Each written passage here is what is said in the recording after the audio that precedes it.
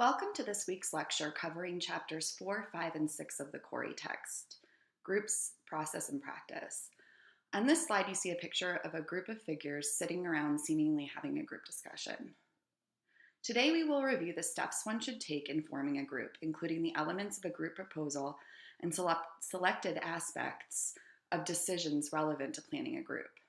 This topic is covered in chapter 5 of the Corey text. We will also talk about practical aspects of forming a group, such as recruitment and screening and selection. We will talk about the application of theories and techniques in group counseling.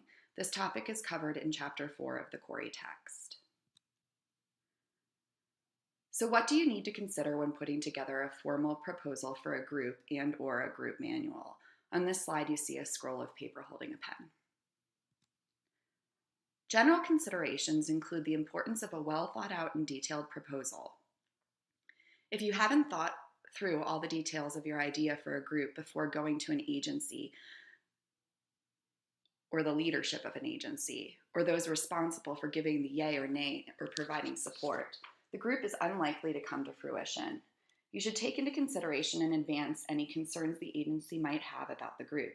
For example, is a 20-session group going to be well attended? Would you need to condense this group for a particular setting to make it more feasible? The group manual is incredibly important and also must be well thought out and detailed. This will help with not only conducting the group effectively and with fidelity, but also would help with exporting the group to other leaders and locations. On this slide, you see a picture of a brain with arms and feet. The brain is scratching its head and there's a question mark looming in the air above it, representing the things we need to consider in proposing a group. Components of a group proposal include the problem and rationale. This would include a review of the literature related to the problem and whether similar groups exist. What are you tweaking about this group to make it new and most useful in the context in which you are proposing to offer it? Why couldn't you use an existing group? The proposal should highlight the objectives of the group, for example, to reduce internalized stigma of mental illness, and strategies that will help to achieve these objectives, for example, psychoeducation, cognitive restructuring, and narrative therapy. The proposal should tackle practical considerations such as recruitment and screening. The proposal should provide a detailed plan of group procedures and methods for each session and guidelines for the group leaders. Finally, the proposal should include an evaluation component. How will you know that the group was a success, that it had achieved its objectives? We will now talk a bit about selected aspects relevant to decisions in planning groups, specifically group dynamics. Two factors are important to the success of groups: group productivity and group cohesiveness. If groups aren't productive, they won't achieve their objectives and will likely lose membership. Cohesion refers to the factors that attract group members and keep people coming back to the group. Groups with high cohesion tend to be more energetic with more engagement and communication, give participants a greater sense of belonging and enjoyment in participating, and give participants a greater satisfaction and also a greater disappointment experience depending on the group's accomplishments. According to an article titled Cohesion in Group Therapy, written by Gary Burlingame and colleagues in 2011, there are two dimensions to cohesion: structure and quality. On this slide, there are two paintbrushes, one brushing up vertically on the left of the slide and the other horizontally at the bottom of the slide. This represents the idea of vertical and horizontal cohesion. Vertical cohesion is the cohesion of the group members with the leaders and depends on perceptions of the leader's confidence, genuineness, and warmth. Horizontal cohesion is among the members of the group and pertains to the relationship between each group member and the relationship of the group as a whole. The quality of the group cohesion is defined by the positive bonds experienced by group members, or negative bonds, and the positive work accomplished by the group. This slide shows two bar graphs. The one on the left illustrates that as cohesion increases, client outcomes tend to improve. The graph on the right illustrates that as cohesion increases, symptoms tend to decrease. These are the findings of a meta-analysis published by Burlingham and colleagues in 2010, looking at the association between group cohesion and success of group therapy. The meta-analysis included 3,323 individuals from inpatient and outpatient settings with various diagnoses. The effect sizes for these findings approached a medium effect size. If you're unsure of what a meta-analysis is, I would encourage you to do some research to find out. Group cohesion tends to be strongest when groups last more than 12 sessions, as the group requires time to build. However, there is a tension for more time-limited therapy that must be accounted for. Cohesion tends to be strongest when a group is composed of 5 to 9 members, and it's usually the younger members of the group that experience the largest outcome changes when cohesion is present in the group. This slide contains a picture on the right of 3 people interlocking and shaking hands, which is meant to symbolize group cohesion. The physical environment affects group communication.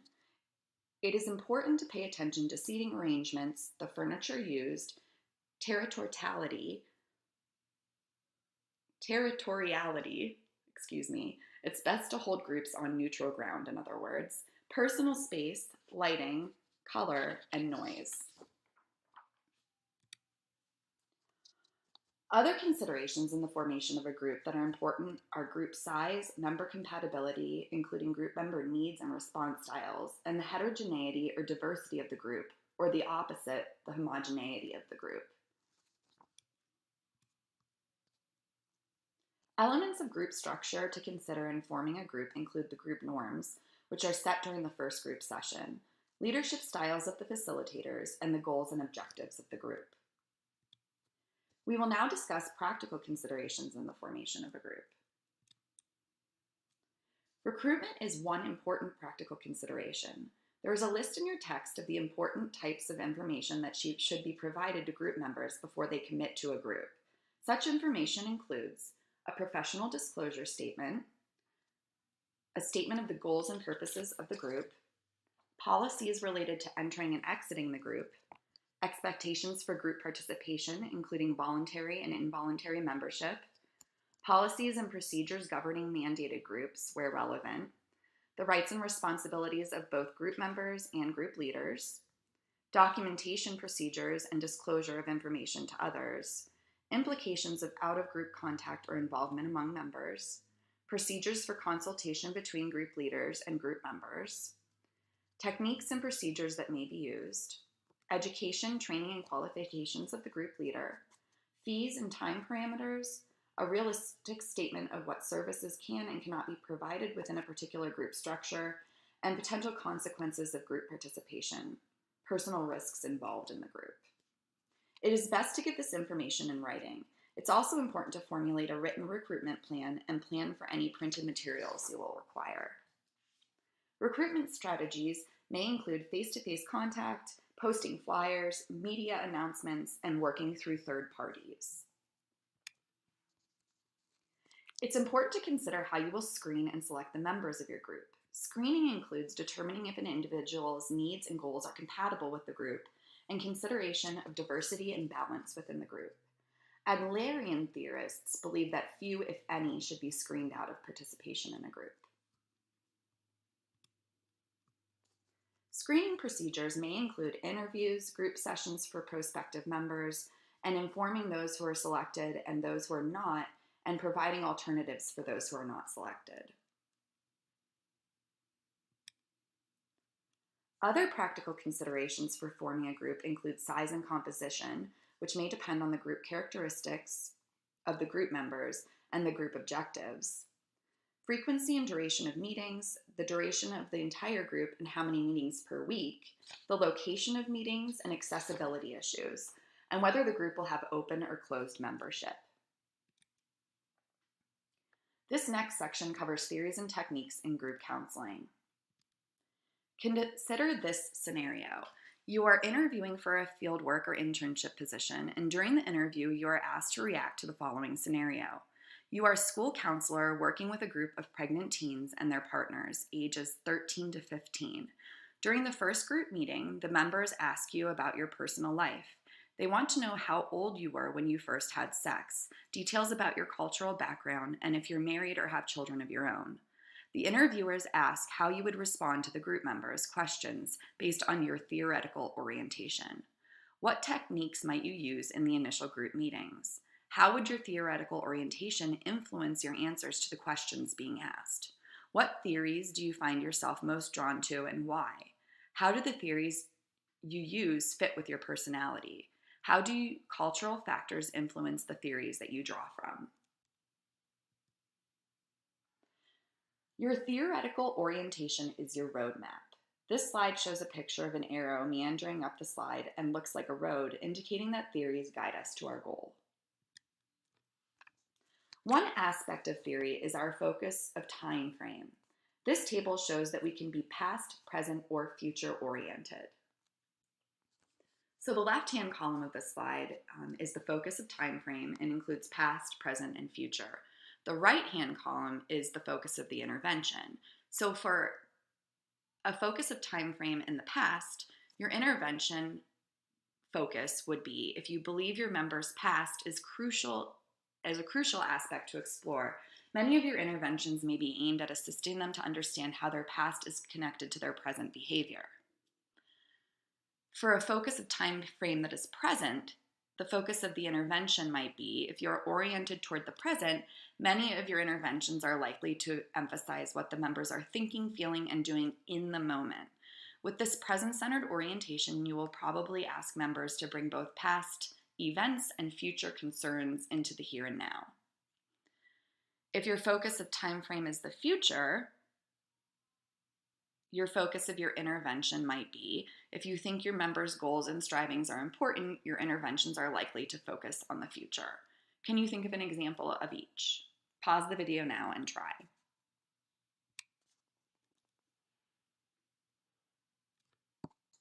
A technique refers to a leader's explicit and directive request of a member or members for the purpose of focusing on material, augmenting or exaggerating affect, practicing behavior, or consolidating insight and new learning. Specific techniques include asking the group to clarify direction it wants to take when losing energy, inviting members to share a significant story, asking members to role play a specific situation, asking a member to practice a new behavior, asking members to bring past events into the here and now, so that would be a present orientation, encouraging repetition of certain words or completion of a sentence, assisting members with summarizing what has been learned throughout a particular group session, working collaboratively with members in designing homework assignments, and working with the cognitions that influence a member's behavior. It is important to remember intentionality. You should be using a technique for a particular reason, hoping to accomplish something specific from using it. You should ask yourself, why did you use this particular technique? What did you hope to accomplish by using a technique? What did you expect the group members would learn from the intervention? And what theoretical framework guided your choice of technique? There are 4 general categories of theoretical orientations that might be applied in a group setting: psychodynamic, experiential and relationship-oriented, cognitive behavioral, and postmodern. These theoretical orientations are elaborated upon more in your text. I am also uploading a document to Blackboard titled Corey PowerPoint Theories that covers this material. We will now talk a bit about group process. On this slide, you see a figure walking a line from point A, labeled group formation, to point B, labeled final stage of group. The text covers 4 stages of groups: forming the group, the initial stages, the transition stages, and the final stages. Is this truly a smooth and linear process as the figure on the slide suggests? In actuality, there's considerable overlap between stages, and once a group moves to an advanced stage, it is not uncommon for it to stay at a plateau for a time or to temporarily regress to an earlier stage. Similarly, the fact that certain tasks have been accomplished in a group does not mean that new conflicts will not erupt. Groups are dynamic and ever-changing, and both members and leaders need to pay attention to the factors that affect the direction the group takes. In addition, not all participants within the group will progress at the same pace. It requires practice and skill to facilitate individual process and group process simultaneously. As this slide illustrates, common issues in the initial stages of a group are building trust and the experience of anxiety. The image on the left shows a figure doing a trust fall, while the people meant to catch him talk on their cell phone or text. Not a great way to establish trust, obviously. The image on the right shows a figure with a look of anxiety. Basic characteristics of the initial stage of a group include testing the atmosphere, getting acquainted, learning about norms, how groups function, and how to participate in a group. Risk-taking in the initial stage of a group is low. Exploration is tentative. This has to do with the anxiety. Group cohesion and trust is gradually established if members are willing to express what they are aware of in the here and now. Concerns with inclusion and exclusion and the place in group is being defined. The central issue is safety and being assured of a supportive atmosphere. Members may look for direction and wonder what a group is about. Members are deciding who they can trust, how much to disclose, who they are drawn to and to whom they feel distant, and how much to get involved. Members are learning basic attitudes of respect, empathy, acceptance, caring, and responding, all necessary for trust building. Member functions in the initial stage of a group include taking active steps to create a trusting atmosphere, learning to express one's feelings and thoughts, especially as they pertain to the here and now interactions in the room, being willing to express fears, hopes, concerns, reservations, and expectations concerning the group, being willing to make oneself known to others in the group, being involved in the creation of group norms, establishing individual goals that will govern group participation, and learning how groups work and how to best participate in the process. Leader functions in the initial stage of a group include teaching participants the basics of group process, developing ground rules and setting norms, and this is done in collaboration with the group members, assisting members in expressing their fears and expectations and working towards the development of trust. Here you can use your basic counseling techniques to help facilitate, modeling the facilitative dimensions of therapeutic behavior. This includes things like expressing empathy, being open with members and being psychologically present for them, showing members they have a responsibility for the direction and outcomes of the group. This is why things should be done in collaboration with group members and not on behalf of the group members. Providing a degree of structuring that will neither increase member dependence nor promote excessive floundering. So you have to be able to provide some direction here so that people don't get stuck. Helping members establish concrete personal goals, dealing openly with member concerns and questions, teaching members basic interpersonal skills such as active listening and responding, and assessing the needs of the group and facilitating in such a way that these needs are met. Now I would like you to go to the UTEP library page. Under the articles and databases here, choose psychology and hit search.